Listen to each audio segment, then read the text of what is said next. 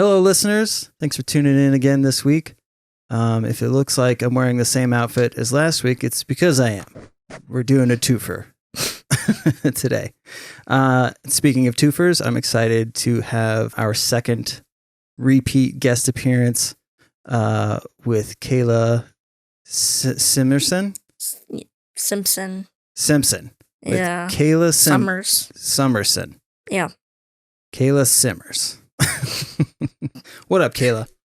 The use. So, I'm curious, since I saw you last, there's been a lot happening. Maybe just a little bit. One thing after another. And it comes in 3s or 10s. So. Yeah, I was going to say, I'm curious as to we talked a lot about kind of the family dynamic and things that had been going on, but now I want to focus more on you present day. Okay. So maybe within the last couple of years, but you and relationships. Thanks. Big oof. Let's go back before the pandemic. Mm-hmm. Do you remember if you were dating somebody? Yes, I was in the longest relationship I've been in at that time. It was beginning of 2018 through the end of 2020, so almost 3 years. It was a couple months short of 3 years. Okay. Yeah. And were you guys living together? Or? Yes. Okay. Yeah. Do you mind divulging as to why or how you think that ended? Well, it doesn't help that it was so quick. We kind of rushed into things and then we moved in really early, but... How soon did you guys... So we met January and we were living together by July. Oh, okay. So, I hadn't even known him very long, much less, been, with him that long before we moved in. There are just some things about him that I didn't know prior to moving in with him, and I feel like if I would have known those things, I maybe would have either not moved in with him or I just would have ended it way sooner. But the fact that we lived together and we had animals together and I didn't really have anywhere else to go, that kind of drew out the relationship a little longer than it should have been drawn out. Yeah. It was a long time coming when I left him. Gotcha. Yeah. But that is tough, and that's one thing. Not that he was an abuser, but with the women's advocates that I've spoken with, a lot of times when you end up in a spot where it's your living situation makes it almost impossible to leave, because if your options are homeless or putting up with this guy, then most of the time women or partners choose to stay in that situation, which is fucking tough. Mm-hmm. I could have easily, because I ended up moving in with my mom for a couple months after. I could have easily done that probably at any point in time, but I really didn't want to leave my animals. And I was afraid that if I left, he wouldn't let me see them. Was this the one that you had the corgi with? Corgi, and then he also has my cat, Azura, too. Yeah, and then also, if I had stayed with my mom, I love my little siblings, but I wouldn't have gotten very much privacy, and I didn't really, for as long as I was there. I mean, when I was at work a lot, but, during the day before work, if they weren't at school, they just want to hang out with me, which I don't mind, but also being an adult, sometimes I do need a little space, and I didn't have, my own room. They had a finished basement in that house, and they kind of just threw a bed in the corner. Oh, okay. And that's where I slept, so I didn't really have, my own little space, and then that kind of made it, it was a last resort when I moved back in with them. Just, I had about enough with my ex, and my friends were Kayla, just leave, and they literally just came over one day and just started helping me pack, and it was, I was out within 2 or 3 days when I finally decided I was going to go. But it was, like I said, a long time coming. And I wasn't even sad about it when I finally did leave. I was just over it for so long. The only thing I was sad about was leaving my animals behind. He did let me see them a couple times after I left.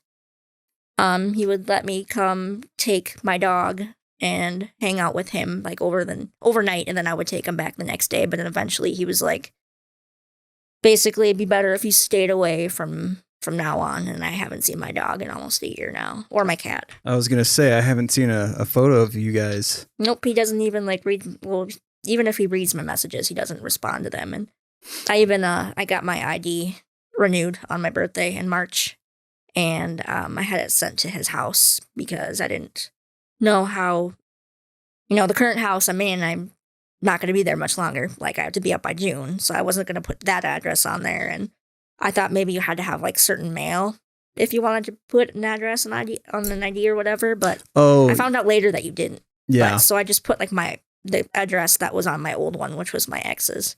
And I told him that there'd be a license coming in the mail, and he never answered me. I'm assuming it probably showed up and he probably threw it away. That's just the kind of person he is. It's been a year and a half, I think. Probably like a year and a half since I left him, and he's still extremely bitter about it. Now, since then, how many, I would call them startups, like a relationship is blooming, it's blossoming, it's a potential of I'm going to be with this guy now. How many of those do you think you've had? 4. Okay. One of them I was with for it was like an off and on thing for almost a year. Okay. That was a couple months after I left my ex. And then I was like officially with this guy at one point in time when he finally decided to make it official.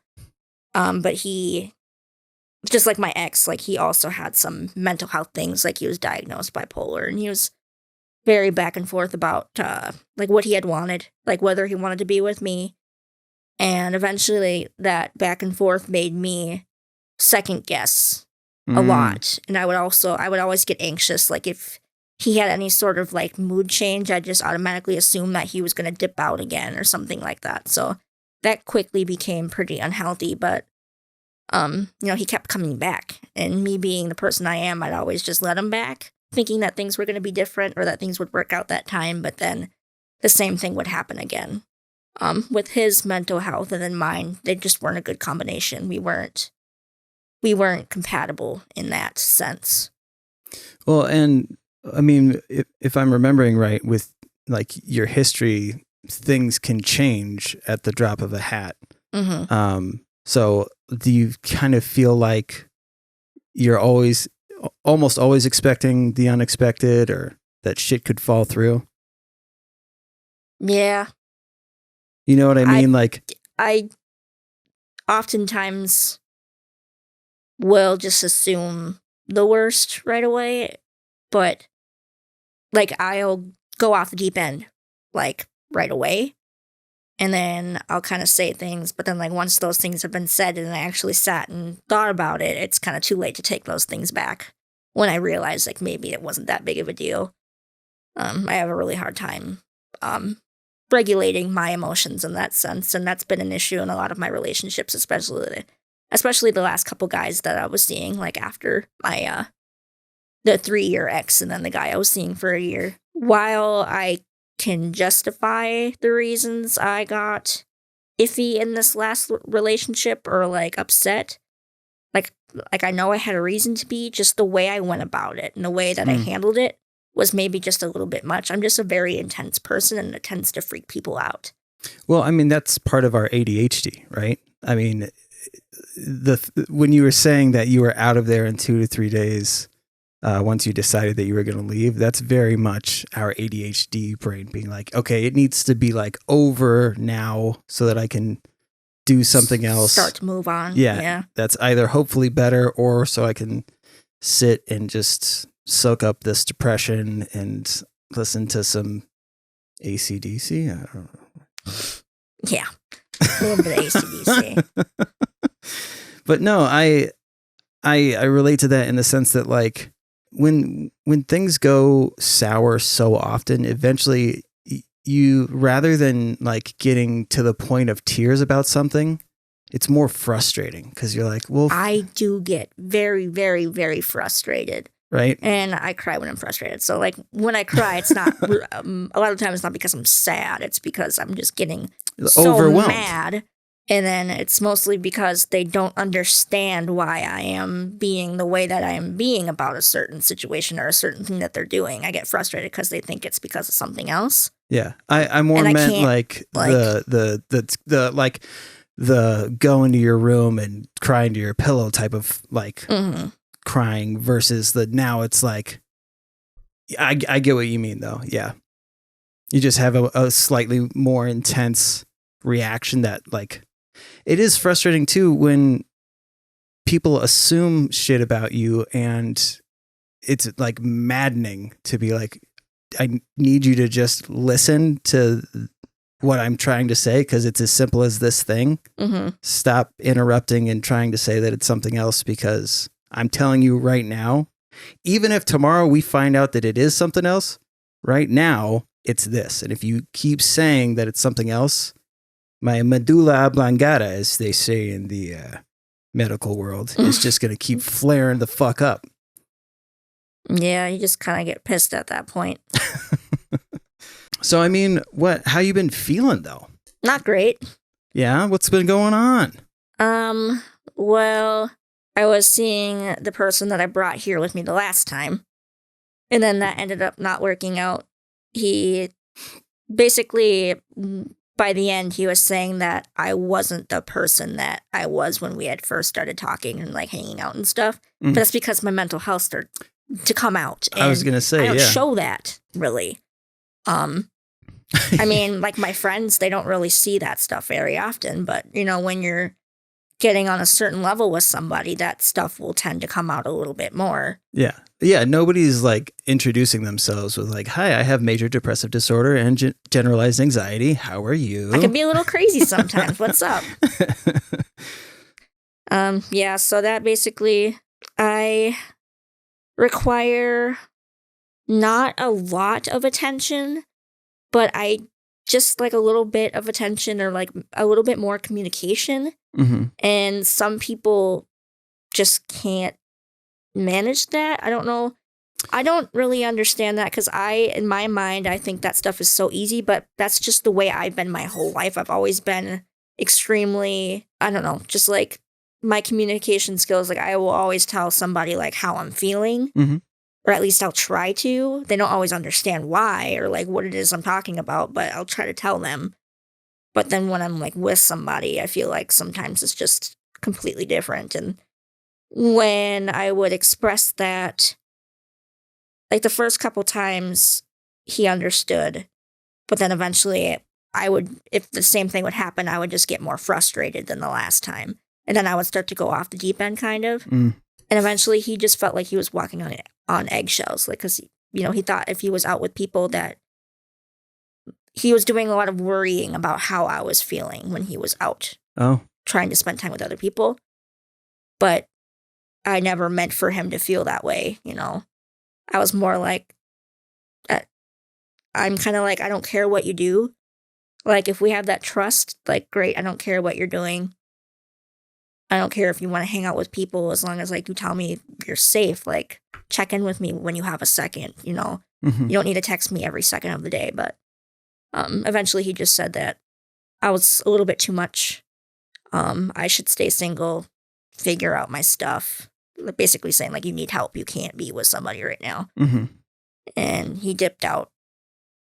And then I tried to, like, be on my own for a couple days, you know, think about things, self-reflect. But then, you know, doing that for me is really hard. Like, I have a hard time being alone because then I just think. And then when I think, it just comes in and then I get sad and then I get so bored. And I wasn't looking, but eventually I did meet somebody else. My, you know, previous, we actually were dating. We were together. That wasn't something I was looking for. That wasn't something I was like planning on happening. It just kind of did, you know? So I met him and then that was great. Like that was like a plus in my life. And then it's funny because I went to his work. He lived an hour and a half from me. Oh, wow. And he worked at a bar. So I went to his work to meet him when he was, you know, bartending. And that went really well. And then I get home. And like before I had left, my roommate said that he wanted to talk to me about something, but then he was going to wait. So I was like, I wonder what that could be about. So then I get home. I find out that he wants me to be out by June. And then I go to leave to work. My car won't start. And so, I find out I got to move out. My car broke down and ended up being something with the fuel pumps. So after everything was said and done with my car, that was like $350. Mm-hmm. And like I'm already behind rent as it is. So I'm like, well, that kind of fucking sucks, but all right. But at least things were okay with this guy because he was very understanding about things that upset me, like the communication thing. Mm. And he was very patient with me, very sweet. You could tell like he wasn't the most experienced in relationships. Like he hasn't really had to do that communication thing. So I basically, had to tell him like when you're with somebody, this is the way it's, most healthy. Mm-hmm. But then it just ended up being a little bit much for me because of the way he spends his time. He doesn't really have a whole lot of hobbies. He doesn't really sit at home much. Like he'll work, and then when he's not at work, like he'll go to the bar after he's done working across the street. Oh. And be there till bar close, go home, pass out, and then wake up. And on his days off, he would sometimes go out and drink.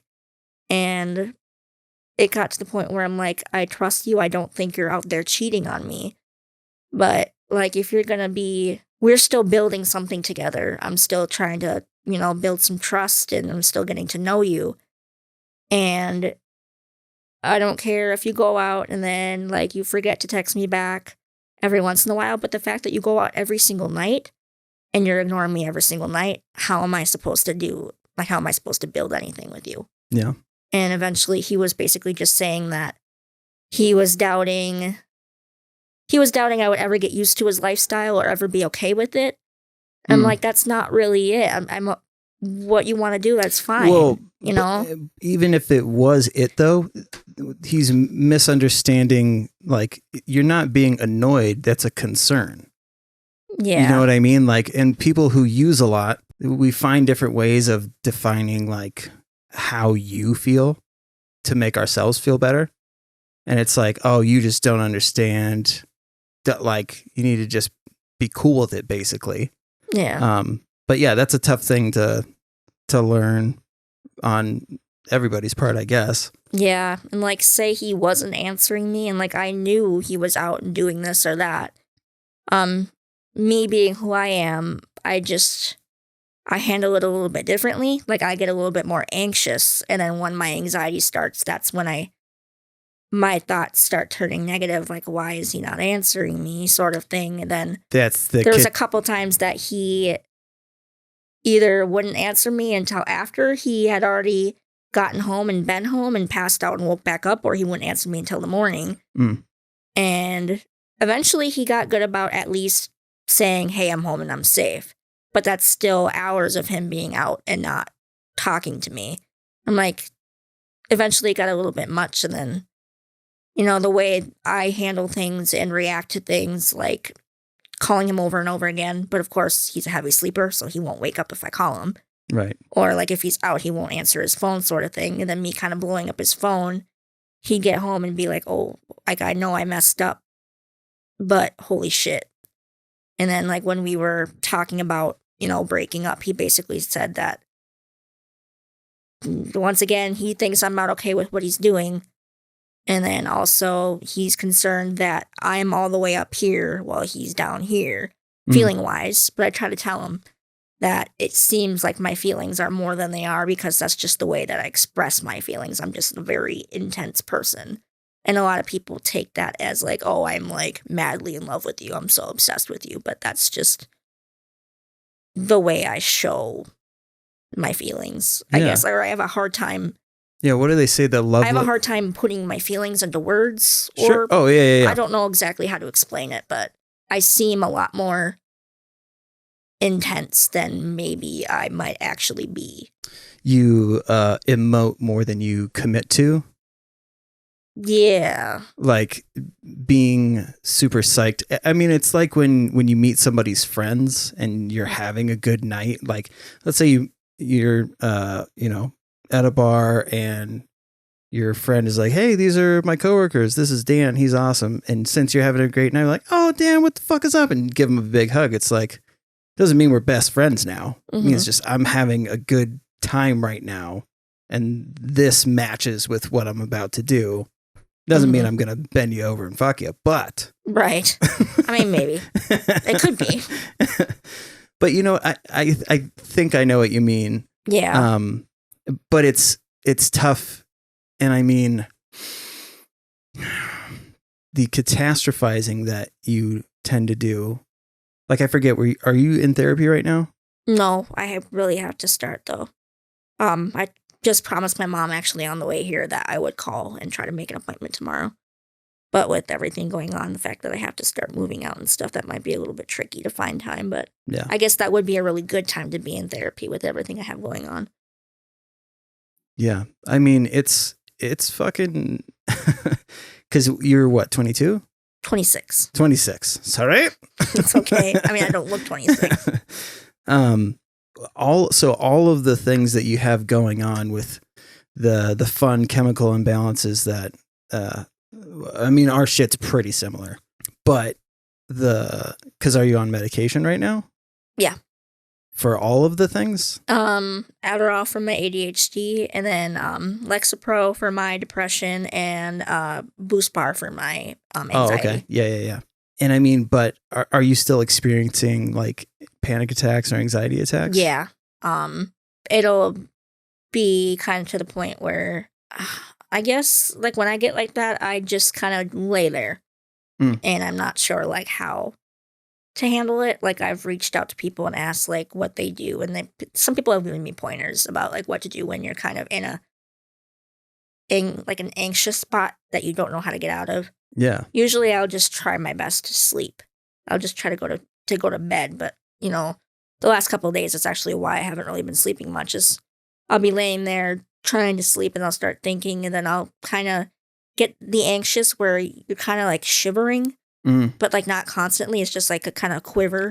I know exactly what you're talking about. Or it's kind of like, it's almost like the same as like when you're excited about something. Well, it's like when you remember something embarrassing and you're like, oof. Yeah. So I kind of lay there like that, and then I start to get upset or like frustrated because I don't know how to make it go away. Because the things I'm anxious about, like I just want to deal with it right now. Like right now, I want to, you know, if I'm anxious about somebody or like a situation, like with my partner or whatever else, like I need to talk to him right now and resolve this right now. And then if I can't, then I literally just lay there. I can't focus on anything else, and I just kind of get stuck there. I want to say I have those episodes less frequently now that I've been on meds, but when I do have them, they're a little bit worse than they were before. At least the last month. But that's because I've had so much going on at once. Like I told you about my car problems. I was actually on the way to my most recent boyfriend's house, and one of my tires blew. Oh. So that happened. I didn't have money for it, so I actually had a couple of really nice friends. They paid for roadside assistance to come help put my spare on. And then the guy I was dating, he used his credit card to pay for a new tire for me. So I actually owe him money right now, and I know he's not concerned about it, but me being who I am, I'm just like, I need to pay that back. Like, so that happened too, on top of, you know, this most recent breakup last week. Yeah. Woof. And I'm still behind on rent. Yeah, I mean, that is a lot of anxiety-inducing shit that's going on. Yeah, kind of just piling up. I mean, it's good to, like, who are the most reliable people in your life currently? My parents, and a couple of my friends, like from work. They were my friends before, but like they're also my coworkers now. So yeah, a couple of my closer friends than my parents. My roommate too, but I don't really see him as much because our schedules are different. I forget where your dad is at. My dad's in Badness Heights. Oh, okay, yeah. So he's only, I don't even know how far that is from my house. Maybe like an hour 10, I guess. It's not too far. Okay. I mean, I think we talked about this before, but like how important it is to have a solid support system. Mm-hmm. And then to get in the mode of like interacting with them and not feeling like you're taking time away from them. You know what I mean? Like being a burden. That's funny because I actually today, this is actually one of the people I was seeing after the year off and on thing. It was the first guy it started out as something, like you said, like a building, like potential thing. Mm-hmm. And we were actually, like, we would always say, I am very much looking forward to seeing where this goes. Like, we were really optimistic because, like, the first time we hung out, I wasn't expecting, I was just, like, really, it was, like, Halloween, I think, and I was really bored, and I didn't want to spend Halloween alone. And he's like, well, I have a friend over, we're playing, like, Mario Party if you want to come over and meet me. And I was like, whatever, I don't have anything else going on. And, like, at that point, I wasn't, like, extremely interested in him. Like, I would talk to him, I wouldn't answer him right away. But then, like, when we hung out, I was like, we were almost like the exact same person. Like, we had the same mannerisms, we would make the same noises, say the same things, and I'm like, that's kind of weird. And, like, we're both big nerds. But then eventually, like, the whole communication thing came about, and he had said, like, that's basically, like, that's not going to work for him. And the way that I left things weren't good, but then I realized the way I left things were probably not very fair on his part, so I apologized, and I expressed to him that I still wanted to be friends. And we were able to go back to that every once in a while. He would check in on me and see if things were okay. And like, he would always say, like, if you want to come over, like, if you're having a bad day and you want to get your mind off things, and, like, you're welcome here basically anytime, because he works from home. And it's, like, kind of a friendship where it's, like, I've never really had, like, the starting with the relationship stuff and then having to emotionally detach that from other things. So, like, we're very casual, like, we can, like, snuggle still and stuff like that. Sure. And he's, like, very supportive. And today, he finally looked at, like, my snaps, and he said he saw that I was having a bad day. He's like, why didn't you just call me? Like, why didn't you text me? And, like, we could have come over last night if you're feeling like that. And I basically said I didn't want to bother you. Yeah. And then he, like, you're not ever bothering me. Like, if you need somebody, don't hesitate to call me. And then I was like, all right. He's like, I'm sorry if that came out harsh. I didn't mean to, like, yell at you. Like, Kayla, just freaking call me if you're like sad. That I'm mad because I care. Yeah. Yeah, so that's basically one of those, like, you're never a burden. If you are feeling sad, or if you need somebody to talk to, or, like, even just if you want to come over and, you know, watch some Netflix or whatever, just to, like, keep your mind busy, like, don't hesitate to let me know. It's never a bother. And I have a couple friends that are like that. And then a couple of friends that also go through the same things and have the same mindset as me. So they're like, if you ever want to talk about this, like, you know for a fact that I will know exactly what you are saying, and I understand exactly where you are coming from, because I do the same thing.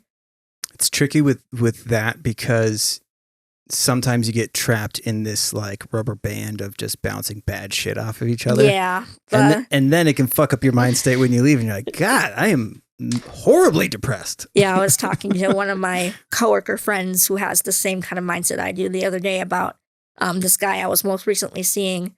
I was kind of telling her about how when I had left, I told him, like, I know things might not work like this, but I still want you to be a part of my life because you're still a really nice person. Obviously, we still care for each other.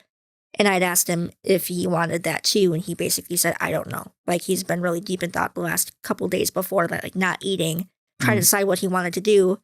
And basically, when I left, he had expressed that he's not sure. But he was about to go on vacation. He's on vacation right now. So I figured, give him time to think, and then when he comes back, we could figure it out. But then, like, he changed his stuff on Facebook, so we're still friends, but I'm restricted, so I can only see things that he posts publicly, which isn't much. Most of his stuff is private. So even things that he had posted about me and our relationship, I can't even see those anymore. And, like, eventually he restricted his Instagram, so I can't see, like, when he's online. And then he had even deleted, like, one of my comments that I recently made on one of his Instagram posts, like, a couple days ago. And then he still has me on Snap. He looks at my stories, but he doesn't read or look at any of my snaps that I personally send him. And then, like, when I had texted him saying, like, I hope you're having fun on vacation and stuff like that, he never texted me back. So it's, like, confusing. Like, it seems like he's keeping me, like, just out of arm's reach. Mm-hmm. And I had even texted him saying, like, if you don't want me to be a part of your life, you don't need to do this because you feel bad for me. Don't do this for me. Like, I would rather have had him block me on everything at this point than do what he's doing right now. But he didn't even answer that. And then it's been a couple of days and he hasn't changed any of his stuff. So I was telling my friend about this. Well, first I was telling somebody else with like a more healthy mindset about that. And she basically said, give him space. Which person was this? This was the most recent one. Okay. Gotcha, that's currently where I'm at with him right now. It's like he doesn't talk to me. This was the but he still bartender keeps me guy? around. The bartender guy, yeah. Okay, gotcha. So I was telling another coworker and she basically said, like, yeah, Kayla, like, don't feed into it. Like, don't give him the satisfaction. Just leave him alone. Like, don't text him. Don't message him. Don't bother him. Like, just let it be. And then when he's ready to come around and tell you what he wants, he will. And then I was telling the other coworker that has the same kind of mindset I do. And then she was basically like, no, if I were you, like, I would call his ass. Like, I would just call him. And I'm like, no, like, I knew part of me, like, wanted to do something like that. But I was like, no, that's not something that I should do. That just kind of goes back to the things that were an issue in the first place. So, yeah, like you saying, like, we're bouncing bad ideas off each other. That's exactly what that is. Because I'm like, that's the not as healthy thing to do. And I can't do that. So I thought that, like, when you just said that, I was like, that's funny. Because that's literally what just happened between me and this specific friend. I'm lucky that I'm in a good place now, like for the first time in a while. I would say like the last 8 months or so, like I've been lucky enough to be like in a fairly level place because I've had friends come into the shop who were I not like in a good place mentally, I would just do that shit. I would just rubber band because I have codependency issues, I would be like, okay, well, you just come to me. You just, whenever you're having a thing, even though I don't know these people super well, because I do like form friendships really quickly, because I don't really give a shit. Being somebody's friend isn't that big of a deal. I'm the same way, yeah. But I'm also very quick to be like, let me help you solve all of your problems, which is not a healthy thing to do. Yeah. But so I've had people recently come in and start to throw things out there knowing that we have similar conditions. Sorry, I'm packing my whole bag. I was going to say, what the fuck's going on over there? There's another video, where's the chapstick? Sorry, proceed. But yeah, so knowing that we have similar conditions, them throwing out these things that they want to do because they recognize that they're manic.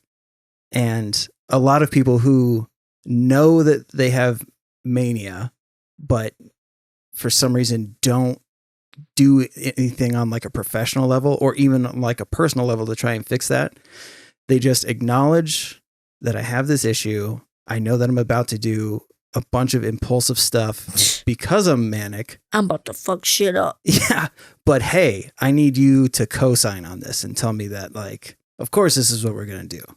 And I have to be like, you got to remember, this is what fucking happens to us. Mm-hmm. We want to spend money. We want to do impulsive shit. Like, you got to try to level out. Like, if you think that you're going to, I don't know, drive 500 miles or some shit, like, go check in with a family member. Go do something else, because 9 times out of 10, whatever we're trying to do in a manic episode is the wrong thing. Mm-hmm. Like, if your friend jumped off a bridge, would you? It's like, oh, should I be jumping first? And he'd be coming in after me.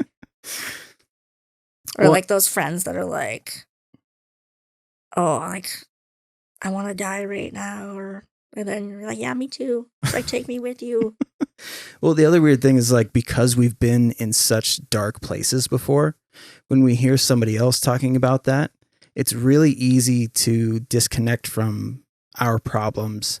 And it's like this weird, I don't know, like kind of clarity to be able to give somebody else advice that we need but don't adhere to. You know what I'm saying? Mm-hmm. Like back in the day, like before I knew that I had all the shit that I had, like I would really lean on that. Like somebody was depressed, post like a depressive thing, I would message them, unload the things like, hey, I've been on an adult mental health unit twice. Like I've done this and this and this. Like if you want to know some shit, hit me up. And then they would hit me up, and like it would be easier to deal with somebody else's problem that's just as severe as mine rather than deal with my own. Mm-hmm. Does that make sense? Yeah, like we know, like when I'm going off the deep end, a lot of the time I know I'm going off the deep end, or at least like shortly after I'll know, but then it's hard to like get it to stop. Yeah. So like we know that we have to do these things, or like I know I need to go to therapy sort of thing, but I'm just not getting around to it. Well, it feels so fucking heavy. Like, I don't know how else to describe it other than like almost like walking through water. Like it's just, I wish I could just be there, like open up a door and then I'm just there, and then it's fine. But the car ride over, what the fuck am I going to say to this person? How are they going to analyze me? How, like all of that catastrophizing, people don't get how heavy that shit feels and how difficult it makes it to go and do shit. Mm-hmm. Like it's not us like procrastinating, like something genuinely happens on a psychological level that then affects us physically. Like when you were saying you just lay down, Mm-hmm. dude, all the time. Like I know in my mind when I'm laying there, I know this thing will probably make me feel better, or if I do this thing, like maybe my anxiety will kind of go down a little bit. Like in my mind, I know the things that will help me, but I can't, like I literally physically cannot get myself to do them. And like it's the same thing when people are kind of going through the same thing and I'm giving them advice. This advice is a lot of the advice that other people give me that I'm not following. But it's just because like I literally just cannot get myself to stop doing this certain thing or to stop thinking this way. Even when I know the way I'm thinking is not beneficial to like myself and my mental health, or like the thing that I'm saying to this person is not going to help our relationship, even though like a part of me thinks like, oh, this is going to make everything get better. And I know like this is actually probably going to make things worse, but then I'll still do it. Like the self-sabotage thing. Like most of the time, if I am self-sabotaging, I know I'm doing it.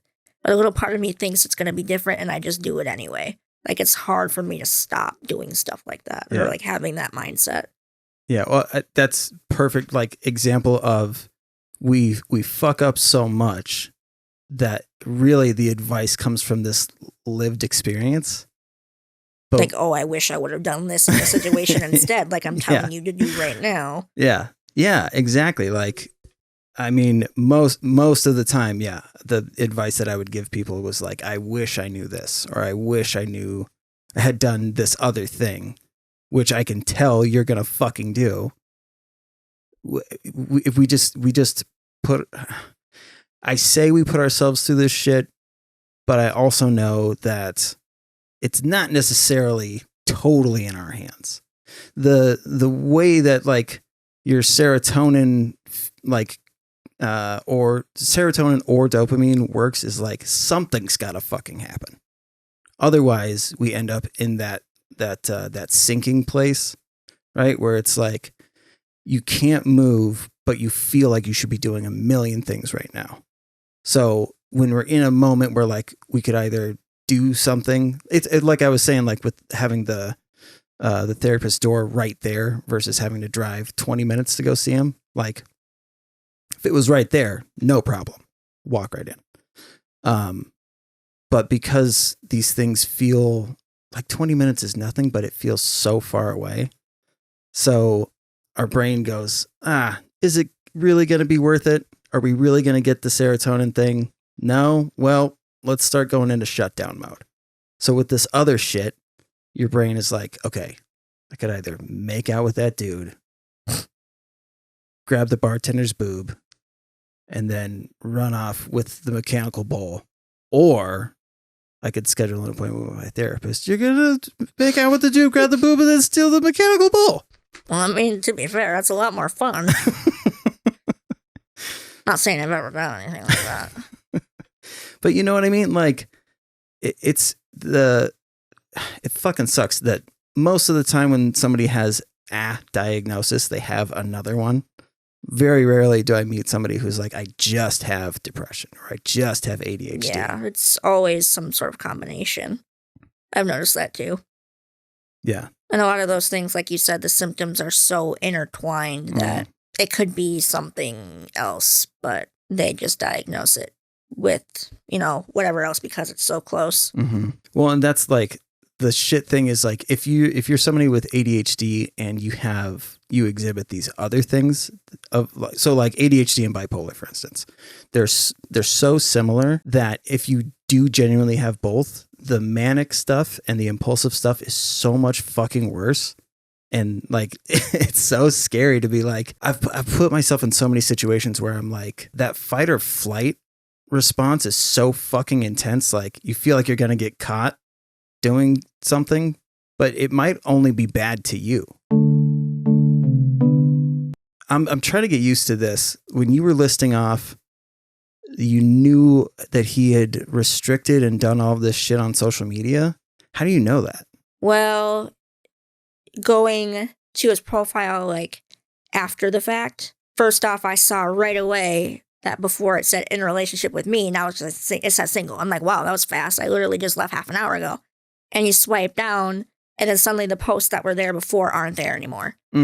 Okay. So the posts that were there, that I was like, did he really just go and delete all these things?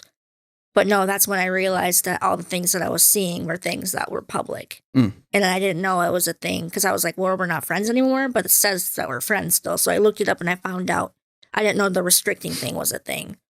That you could still remain friends with somebody on Facebook, but make it so they can only see the things that you want, like literally everybody else to see. So that's how I found that out. It was like literally right after I left his place. And then the other social media stuff? Like, did that prompt you to go and see if he was doing the same shit on the other platforms? Well, the other social media stuff, like the Snapchat's easy because you can see when somebody opens your stuff. Or if it's still like just delivered, not read. And then you can also see who looks at your story. So like me seeing that he has read or looked at my story, but not opened anything.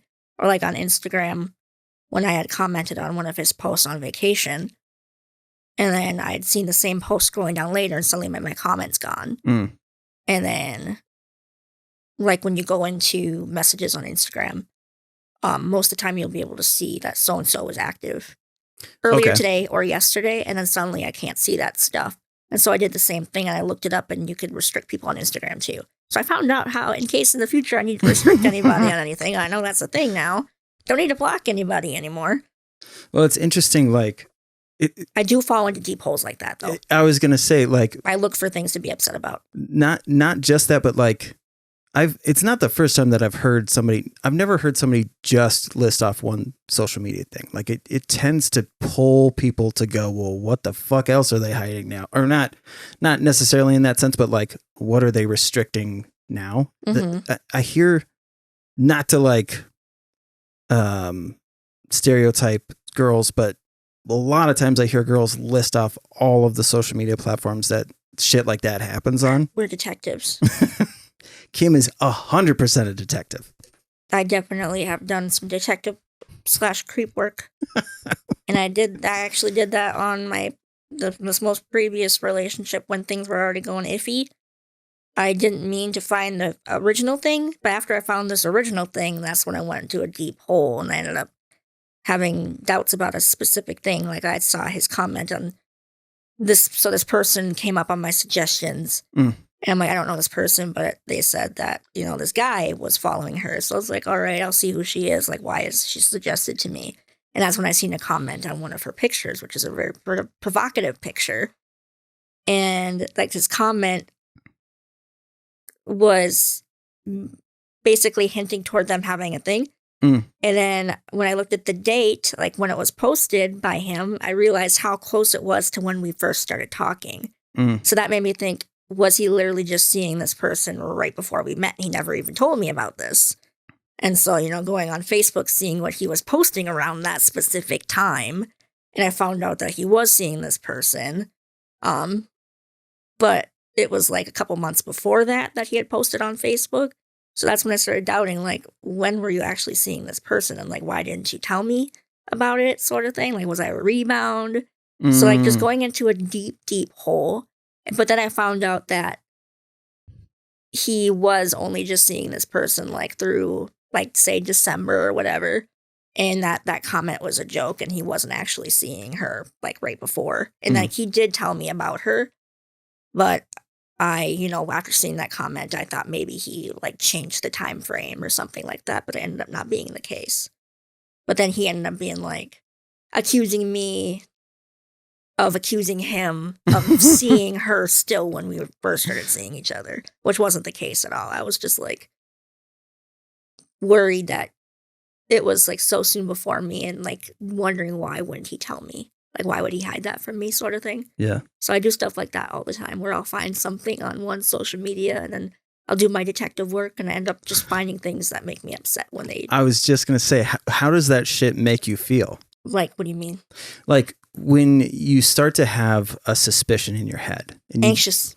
Right? You do that detective work, and then you see the final clue that you were looking for, or something that adds to your case. Like, even though it's reaffirming the shit that you had thought, does it make you feel like better, closure, any of that shit? Usually worse. Sometimes it would make me feel better.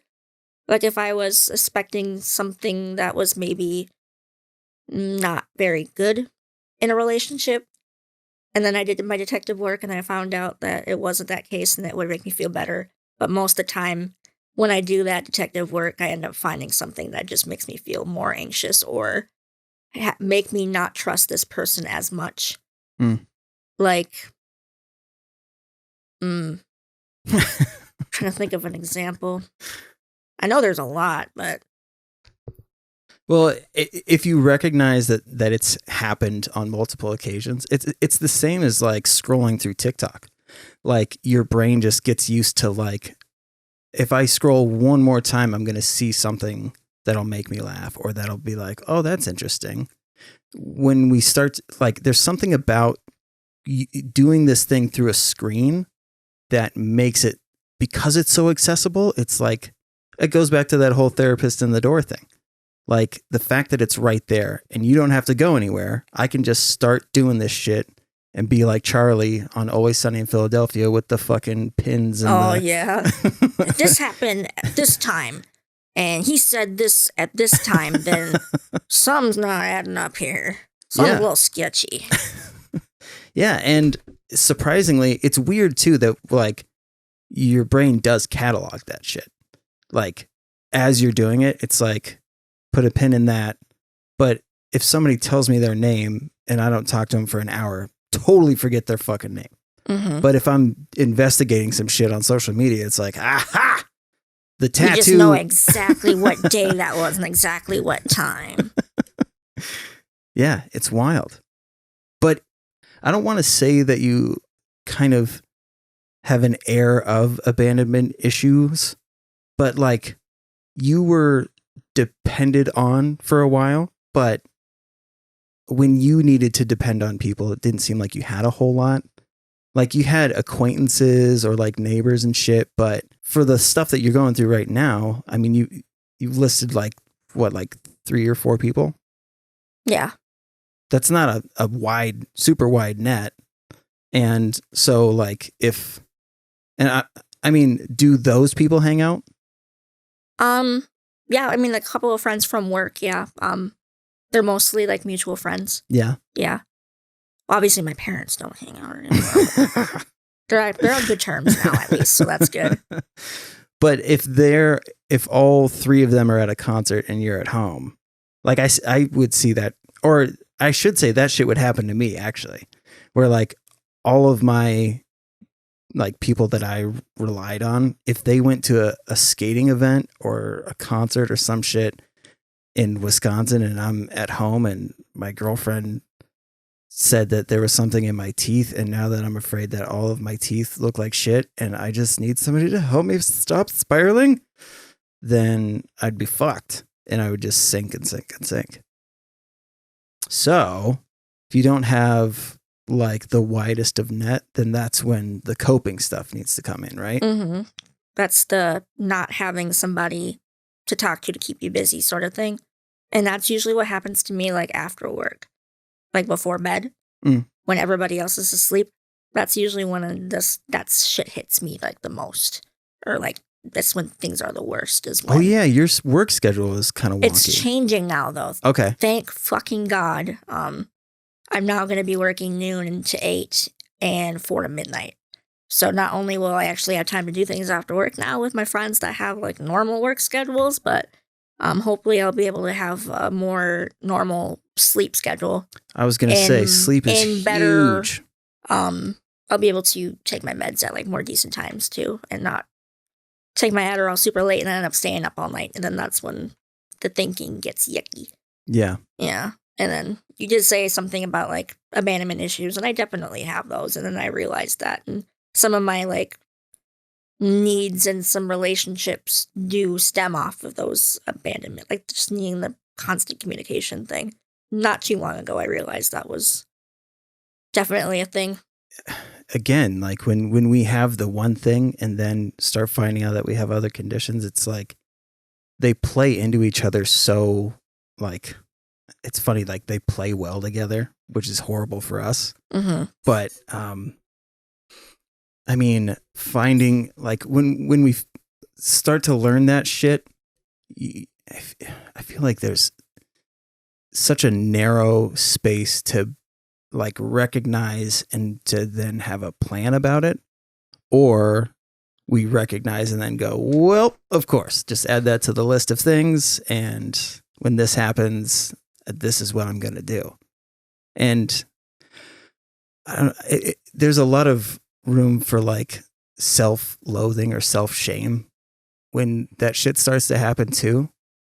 Like, do you get down on yourself, or do you find that you're more looking at outward sources and saying, I wouldn't feel this way if this wasn't happening? It's very back and forth. Okay. 1 second, I'll be like, oh, I have every right to be upset about this certain thing, or I have every right to be anxious. And then like the next second, I'll be like, oh, I'm just a dumb piece of shit. I always mess up everything. And then it's very back and forth. Yeah. Like I can never just stay on like one, I don't know, reason as to why this certain thing happened. I don't know. It's frustrating. Yeah. Because sometimes I don't actually know if the reason something went wrong was because of something I didn't said, or the way I handled it, or if the thing that they were doing really was wrong and I was in the right for being upset and it just wasn't meant to be, sort of thing. It's always very back and forth. Yeah. Well, and that's a lot of like, at least that's what I find is like when we start talking to other people and like immediately jump into like, I'm not a bad person for doing this, right? You know, like talking to a friend and being like, wouldn't you do this? Like we're throwing it out there as to like, this makes sense, right? But really like in the back of your head, it's like, I need somebody to let me know that that I wasn't being an asshole in a situation. Justified. Yeah. Yeah, and a good chunk of the time, I do get justified. Like my friends say like, yeah, that doesn't, like, why you're not asking for much or something like that. But then they're also not there, or they don't see exactly how I react to whatever happened. Like they don't see me going off the deep end. Mm-hmm. They just know that I'm upset because this happened. Yeah. So like my friends are pretty quick to justify me being upset and saying like, you deserve better than that. You know, you were never asking for much. Like, yeah, I wouldn't deal with that either. I'd be upset too, sort of thing. But then they don't know how I handle these things. Yeah. Most of the time. I mean, like I've said before in the last podcast, they rarely see me in that sort of mindset. Well, that's what I was going to say. Like they look at it from the scope of like how they would handle it, or like what they would do in that situation, how they would feel. It's different from how we feel in those situations. Like they don't see not everybody is super familiar with catastrophizing, but like when somebody says that they had like 100 thoughts in 2 seconds, like that's like how quickly something can go from like a normal situation to this person fucked everybody in Hibbing and got all of the STDs, and now I have all the STDs, and now I'm gonna die of, like, it sounds ridiculous, but like that shit can happen so fucking fast for us. It sucks.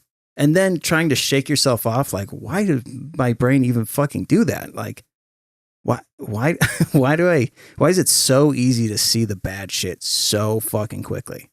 But it feels like a struggle to latch onto like the really happy, good shit. Mm-hmm. Yeah, I do tend to remember or recognize negative things. Then, like, if something cool is happening, like, I'll recognize it in the moment, but then I won't really give it much thought, like, after. Yeah. Almost like I expect these good things to happen, but not so much these bad things. I don't know if that makes sense. Or that like, these good things are supposed to be happening, so why should I be so... Oh, yeah. Why should I be so, like, oh, I'm so glad this good thing happened. And then these bad things happen, and then you're like, why are all these bad things happening to me all the time? So, I mean, as far as, have you like researched coping mechanisms or like symptoms of our diagnoses and things like that? Yeah, I've looked up like the symptoms, and it would make sense if I did have like borderline personality, because a lot of the things I do and like a lot of my mindsets match up with those. And I haven't really looked up a whole lot of like coping mechanisms, but I've had a lot of people reach out. Things they do when they're feeling anxious, or I don't know. I've gotten a lot of advice. I've just not really gotten around to trying to utilize it yet, but sure. The BPD one is a if you do like coming to the realization that you do exhibit a lot of those habits or personality traits of somebody with BPD. BPD sucks because the majority of it is behavioral work. Like, there's some medications that you can take, but I would bet that what you're currently on would be a lot of what they would prescribe anyways. So it's like you have to do a lot of legwork to try and get yourself out of those mindsets, and like a schedule, a regimen, which the fact that your sleep schedule sucks. Like, yeah, it's hard to do that kind of stuff. Yeah, it makes it that much more difficult. But yeah, it's, I have a few friends with BPD that like recognize that they have it, but I know they're not doing any of the legwork for it. And I'm not saying like they're being lazy or anything. It's just, it's just a tough one is what I'm trying to say. Like, yeah, it's like somebody getting themselves to like go to the gym or like actually commit to like losing weight. It's hard. Like, we know we need to do this. Yeah. But the motivation to do it is hard to come by. Yeah. But I mean, if things start to continually go south with the way that you're feeling, like, hopefully you find yourself a little sunshine, maybe a little spider, some Charlotte's Web, and she'll be like, Kayla, you got this. Mm-hmm. We can do this. Let me eat this fly real quick, and then we're going to go to the gym. Mm-hmm. Yep. When we talked about you coming on again, what were you hoping to address? I guess I did like a lot of the mental health stuff. Touch base more on that. I'm curious because the reason why I brought up the relationship right away was because around the time that you had brought it up, and I'm absolutely stoked that you're here. It's this is my wheelhouse. I love talking about this shit. But like, there seem to be like some unresolved things within you. Mm-hmm. And I hope that these types of conversations help, because, and this is great for people who are listening, because like, it's not always like super cut and dry as to how we fix this shit. Mm-hmm. Like, sometimes we need like almost like, because when we put microphones in front of our face, there's like this added pressure to be as honest as you can be or as clear as you can be. But when you're in the shit and you're dealing with it, like it's not super easy to. It's perfect that I would forget the word that I was going to use right then. But to convey how this shit actually feels. Yeah, when you have somebody asking you questions, you think a little bit harder about what you're feeling and why you're feeling that way versus like if you're by yourself at home, you don't really put that much thought into it. So I guess like that would be a good reason why I was like, it'd be cool to go on again, because when I was on the last time, I did think a little bit deeper about things that I hadn't really thought about before. Like, you know, when you're in an interview and they ask you these questions and you're like, yeah. fuck, I don't know. And you're freaking out. Like, they're not going to hire me. I don't know how to answer this question. Does any of that shit come to mind that from the last time you were on? Like, do you actually have 5 kids? Do I have 5 kids? Do you have 5 kids? I don't know. I have a lot of kids. I got 12 guinea pigs, so. Oh, that's right. 3 lizards. Okay, we do need to talk about that. How did the guinea pig thing happen? Oh my god. You know, so I live with my roommate. He has cats, and I have my lizards. But I was like, I want like my own pet. That's like an actual, like I can hold them and snuggle them and pet them. Like I can't really do that with my geckos. So I've had a guinea pig before, so I was like, I'm just gonna go, you know, impulsively get a guinea pig. And so I got Potato, but then she ended up getting kind of depressed, you know, because guinea pigs are better, at least in pairs. They're social animals. So I was like, well, now I need another guinea pig. So I went to the pet store and I fell in love with this big, chunky boy. And of course, it's a boy. He's not fixed, but I'm like, it's okay. I'll bring him to get fixed. And I didn't. And then Potato ended up pregnant. She had triplets. After she had the triplets, I got them sexed and I separated them. I had the Broccoli was the dad. And then the boy in the one cage, and then I had Potato and the girls in the other cage. And then I was planning on, at some point, giving away at least 2 or 3 of those. And then every once in a while when I clean their cages, I have a playpen. I just put them all together. But I would watch them. So I was kind of confused at first because I was like, there's no way in this short period of time that 1, 2, or both of the boys were able to impregnate all 3 of the girls. But what happened, and I realized this later on, what happened was when I was putting them back in their cages, I switched 2 of the triplets. Oh. I put the girl in with the dad, and I put the boy in with the mom and the sister. And sometime after that, I managed to switch them back without realizing it. I didn't realize it until I got home from work one night, and there were 4 little babies in the cage with the girls. And the reason I realized that I switched them back was because, you know, the one in the cage with the Broccoli, the obvious boy, not big, not chunky, not pregnant. And yeah, so the first girl, she had 4 babies. 2 of them died. There were 4 of them, so I'm assuming the reason that they died was because they were a little bit smaller. Like the more babies, they're not pregnant as long if they're more babies. Oh, okay. I believe that's how it goes. So they came out smaller. And then I want to say it was the next week. Like I noticed that the other 2 were looking pretty chunky too. The next week I went to leave for work and I went to go check on them and I saw 2 new little babies. I'm like, are you fucking kidding me? I was like, that's great. So I went to work and I got home to check on the babies and there's 3 more. Whoa. So the other 2 girls had 5 babies on the same day. So here's me. I got the 2 boys in the one cage and then the 3 grown girls in the other cage with 7 babies. Mm-hmm. So I'm like, what the fuck? What am I supposed to do with all of these pigs? They stink. They're expensive. I mean, they're fucking cute, yeah, but Jesus Christ. So I eventually bought another cage, and then I put, so the 2 boys are still alone in the one cage, and then I put one of the moms that I suspected was the first one to have babies in with the 2 original babies, the 2 of the 4 that survived. And then I kept the other 2 moms in with the other 5 babies. Cleaning is a pain in the ass. It's like a full garbage bag full of bedding and shit when I clean.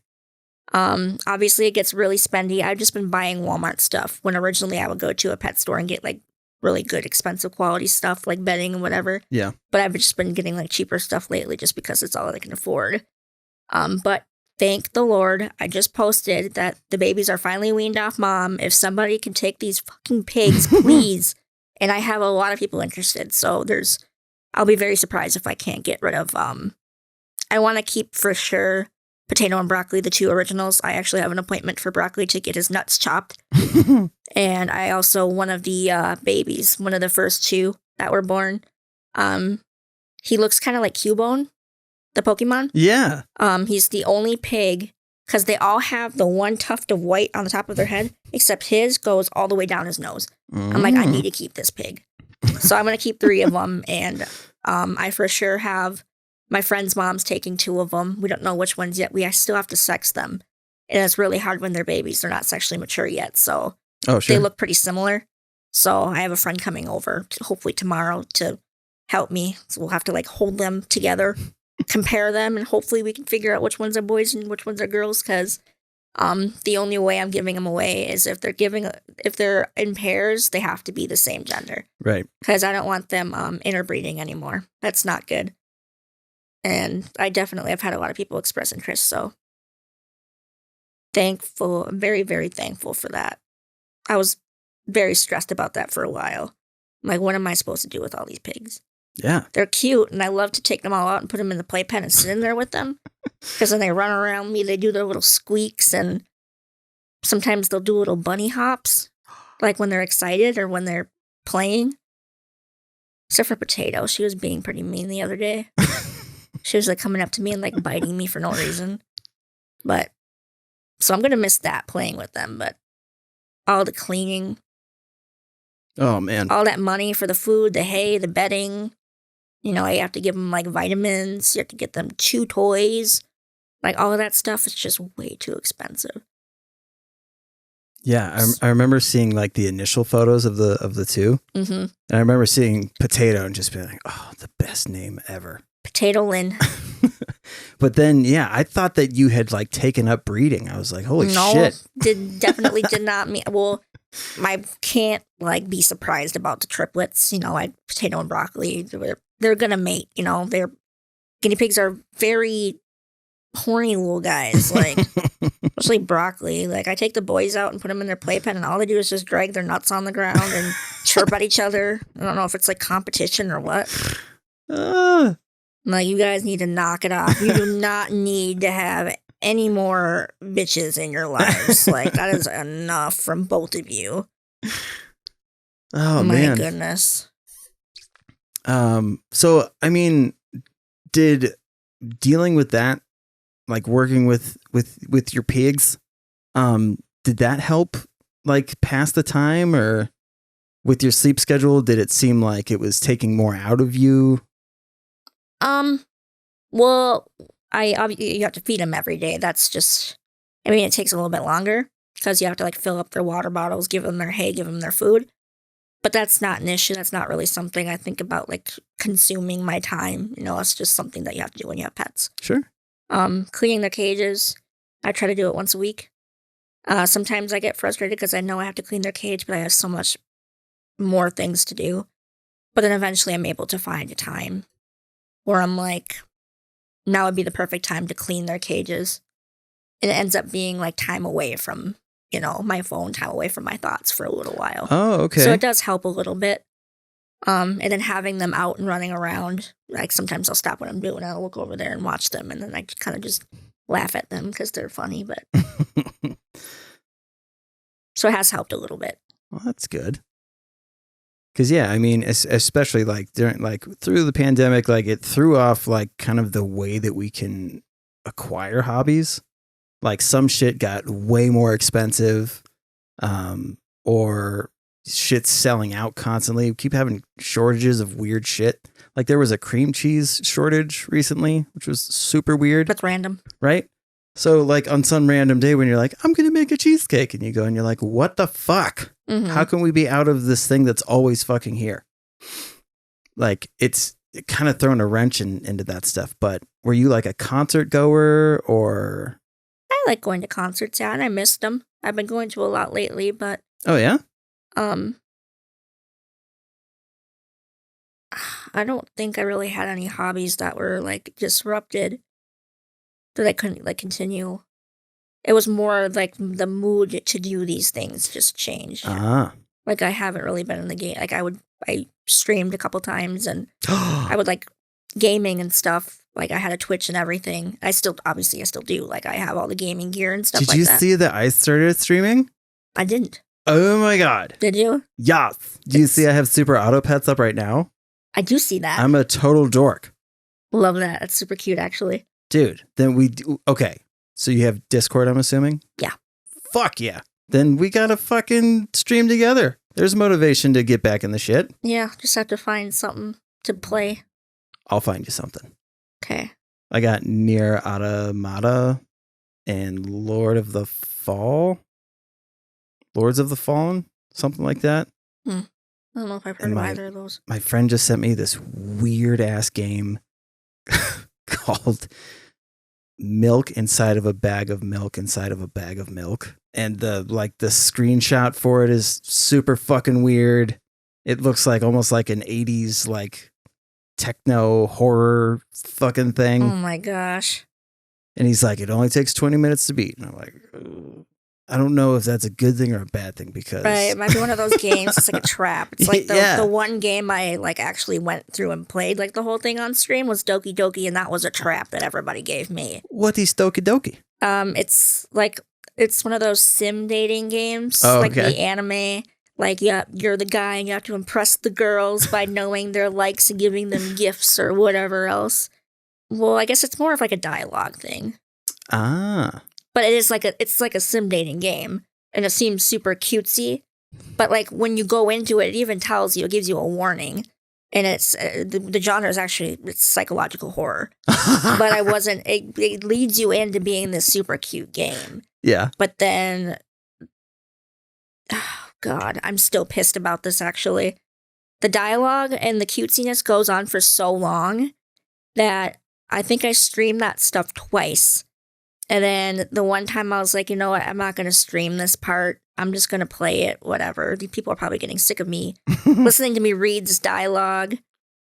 And that's when the first fucked up thing happened. And I did not get it on stream. I didn't get it, my reaction on camera. I literally, after it happened, I had to stop. I got up, I turned on the lights, turned my computer off, and I went my ass to bed.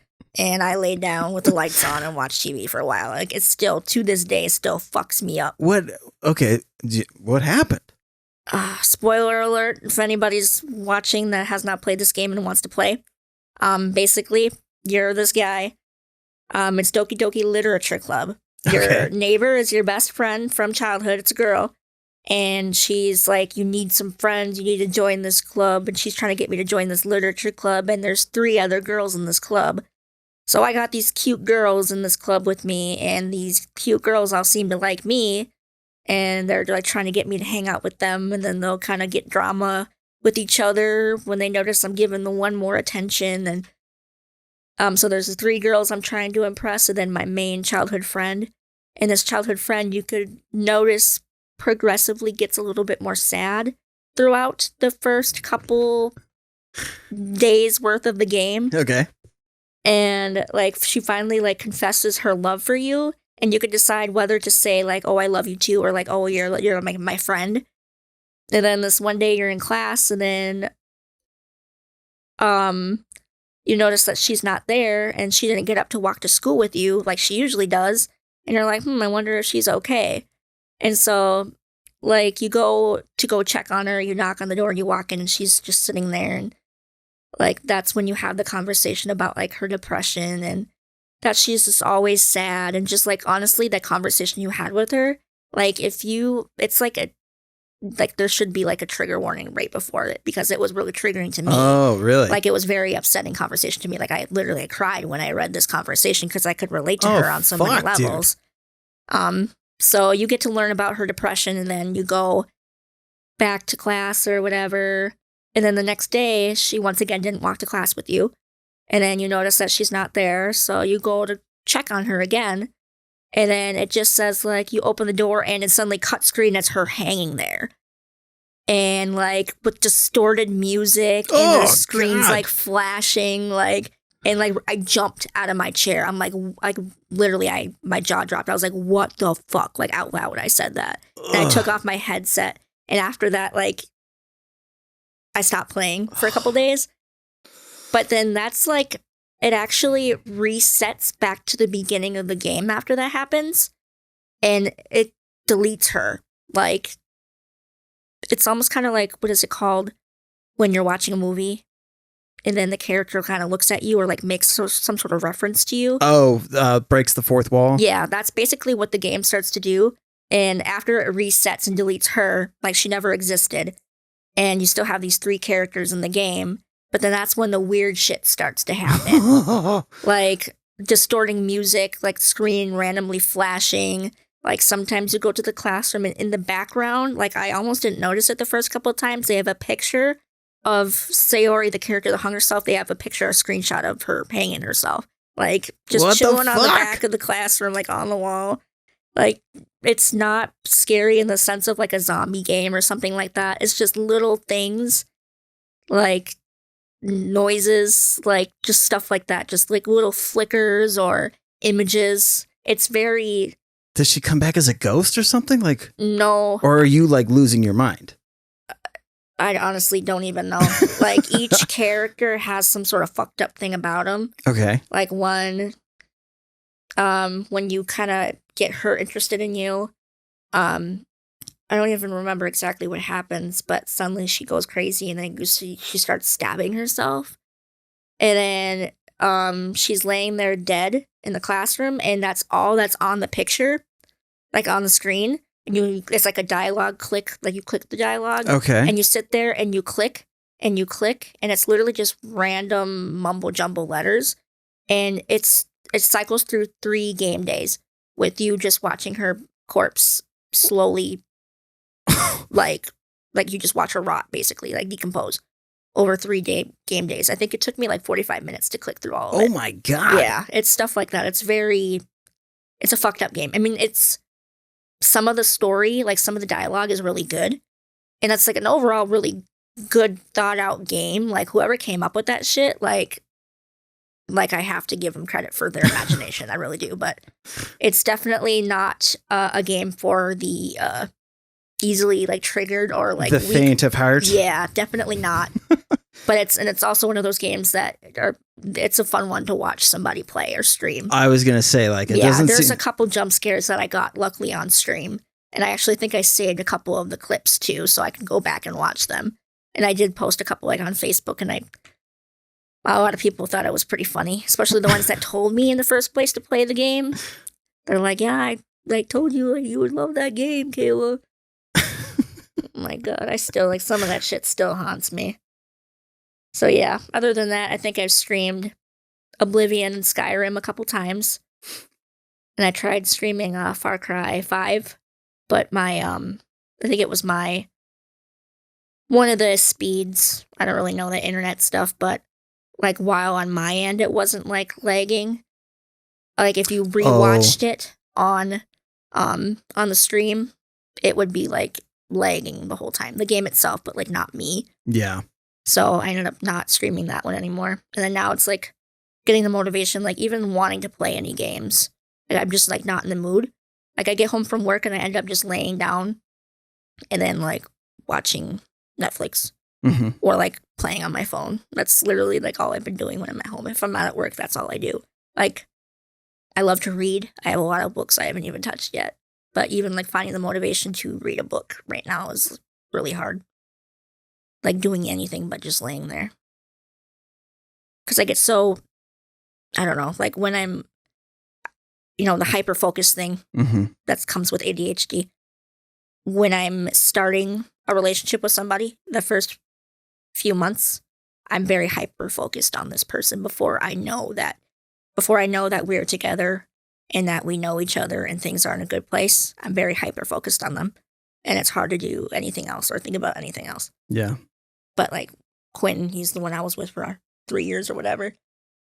By the end of the relationship, I was at that point. Excuse me. Did you just fucking burp Yes. on my podcast? It wasn't even a burp. It was it was just like a tiny little air. Whatever. I don't know, whatever it was. I am never inviting you here, God. I wouldn't either.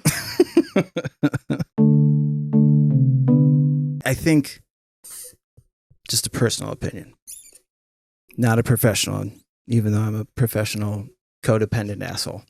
Yep. But trying to somehow put at the forefront of an activity like, okay, if somebody shows interest in me, how do I make sure that the hyper focus, like mixed with the potential of like the abandonment scares, how do I get those things out of the way so that I can just see this for what it is during this time frame? Does that make sense? Mm-hmm.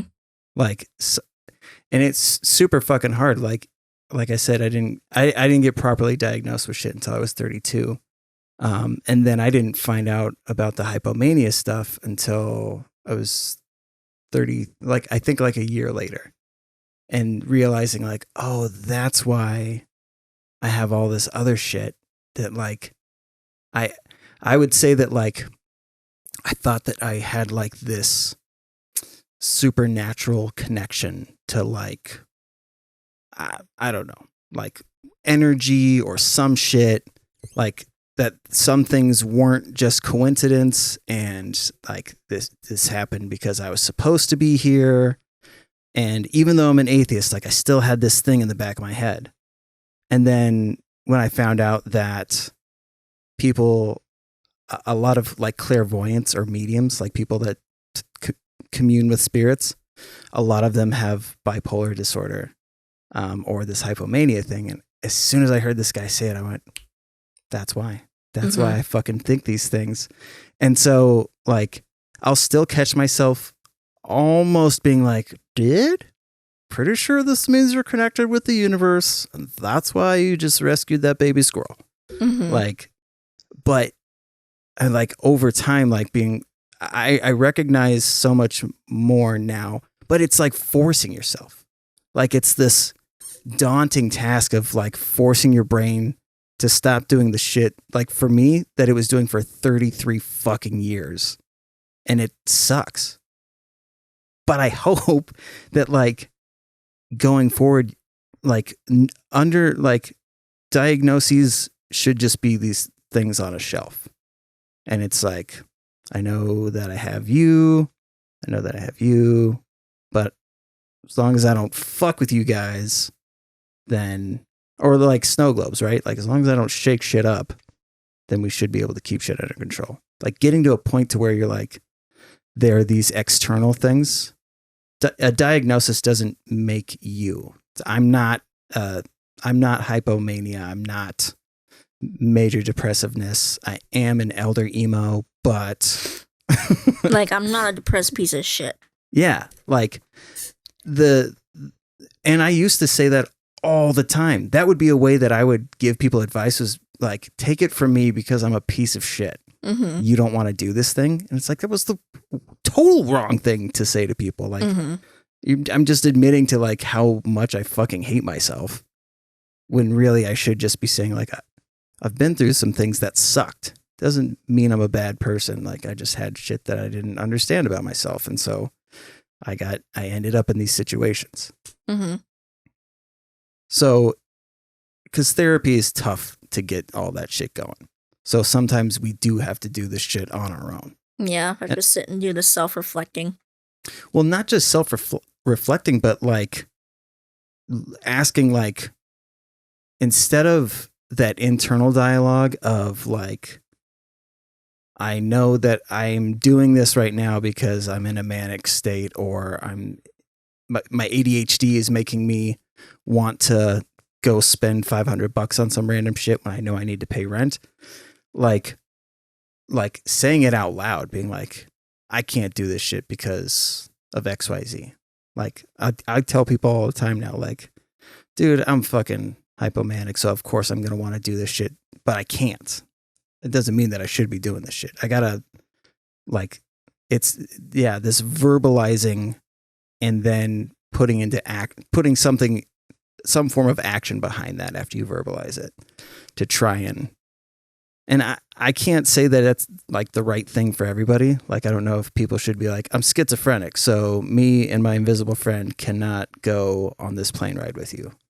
Like, not everything should be out there like that, but to some degree being like, I'm not, I can't mentally deal with whatever the fuck you're wanting me to do right now. Mm-hmm. Does that make sense? Yeah, it does.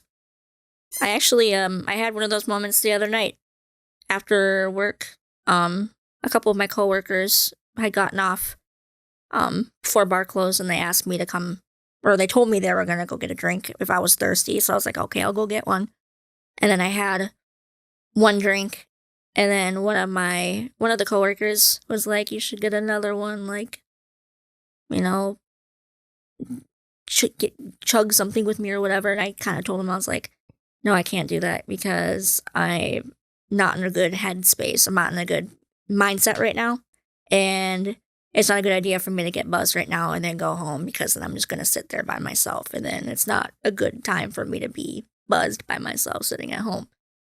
Dude, that's great. Yeah. So, I mean, like, even just realizing that, then I was like, damn, it's pretty cool to at least know that about myself right now, that I can't do this right now because it's not going to be good for me later. Like, in the time, sure, it'll be fun, like, when I'm with people, but once I go home, it's not a good time. Well, you're minimizing that recovery time, right? Mm-hmm. Like, you're already going through some shit if you throw that other stuff in the mix. So yeah, the fact that you're self-aware of that, that's fucking huge, dude. Mm-hmm. Keep going with that. That's absolutely great. Because shit stuff is going to happen. Like when I went to, mental health unit, rehab and all that shit, that stuff, there was still bills. There was still, like, having to put gas in my car. Like, none of that shit stops when we're going through this stuff. So it's like, any little win that we can get is fucking huge, dude. Mm-hmm. So be proud of yourself, okay? Kayla Michael Simmers. Your middle name's Michael, right? Yeah. Okay, good. Michael Thompson Anderson Simmers. Wow. Yeah. Are you from the South? Yeah. There's a lot of names. I actually do have 4 names. Do you really? Yeah. I have 2 middle names are hyphenated. Ah. It's Kayla Stacy Jones Simmer. Stacy Jones. That actually does. Stacy Joan. Stacy Joan. Stacy Jones would be cool, though. Right? Yeah. If you ever need to, like, go away and, like, have, like, a pseudonym or whatever. Mm-hmm. Stacy Jones. Stacy Jones, yeah. It does. It makes you sound like a private detective. I was just going to say that. I kind of think of, what am I thinking of? I'm thinking of, Fred Jones, right? From Scooby-Doo. That's his last name, isn't it?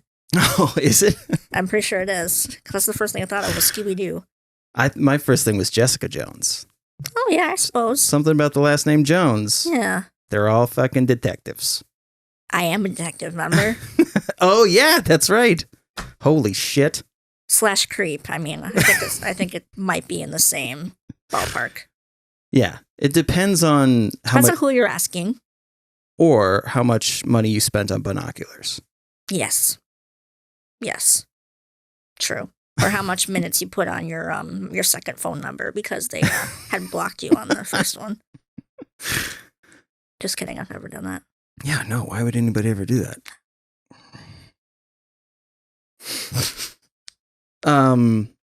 So that's rad to hear. And normally I ask folks if they have advice for peeps, but I'm more I want you to, like, focus on yourself, because I'm still figuring it out. Yeah, exactly. So give advice to yourself and keep on that track of, like, having that self-awareness is fucking huge, dude. Knowing, or I should say, maybe, like, understanding what the feeling is I'm having, getting down to why, and then maybe figuring out, like, what I can do to either cope with it better or, I don't know, distract myself maybe. We've put ourselves in certain situations so often that we do start to kind of have that foresight of like, I know what the end of this looks like.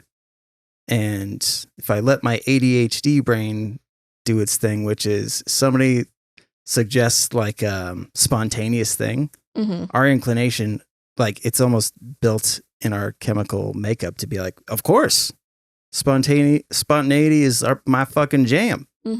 But then it can land you in some shit. So like starting to do that rather than being like, fuck yeah. Being like, that sounds like fun, but is it going to be fun after? Yeah. Well, and I mean like, and not being afraid to let your friends know that like, hey, I'm trying to be more self-aware lately. So it's not that I'm trying to be a dick or like duck out on you guys. Like it's just what I got to do to make sure that I'm 100%. Keeping it 100. Yeah. Is that what the cool kids say? I believe it's keeping it 100. Yeah. Yeah, keeping it 100. 300. You must be based. I don't know what that is. Yeah. I kind of know what it is, but Based. Had to be explained to me like a lot. It sounds like just not giving a fuck, I think. Wait, people actually say that? Yeah. I'm going to have to ask my siblings about that next time I see them. I'm sure they'll know. At least my brother will. But at any rate, man, I am super glad that you got a hold of me to come and do this. This is, as much as like it seems like I'm like just throwing advice at you, a lot of this stuff helps me retain it so that I can continue to do it myself too. And I try to say like we or us as much as possible because this is not like just a you thing. Like most of the time people come on, it's like, I have a lot of what you have going on. Yeah, so. It's almost like a chain thing almost. Like I'm telling you these things and then you could maybe pass these things or relate these things to somebody else. Kind of like pass it back and forth. Yeah. And then to the listeners, do some detective work yourselves. I mean, maybe healthy detective work. Right. Yes. Not the social media kind. We're talking about the kind that like, if this shit starts to resonate with you, then maybe look in to see if you exhibit. I mean, there's all kinds of tests you can take online that'll give you like the basic guidelines of like what somebody with bipolar experiences, somebody with ADHD, like, and trying to do it in a non-ironic way. I hate when people say, oh, I have such ADHD because I did this. It's like, no, asshole. Like, did you drop $500 on a Pokemon card just because? Like, that's what ADHD is. And I would also like to point out that ADHD is a lot easier detected in males than it is in females. I never thought I had ADHD because I thought you had to have the hyperactive part, and that's actually a pretty little part of it. Hyperactivity is mostly seen in adolescent males. If you think there could be a possibility, but you're like, no, just because you're not hyperactive, definitely still look into it. Because that's what kind of kept me from the diagnosis in the first place. That's excellent advice. Well, dude, air high five. I even looked at your elbow when I was doing it, so I wouldn't miss. Yeah, thank you again for doing this, dude. I really appreciate it. Thanks for letting me. 100%. And to the listeners, be well to yourselves.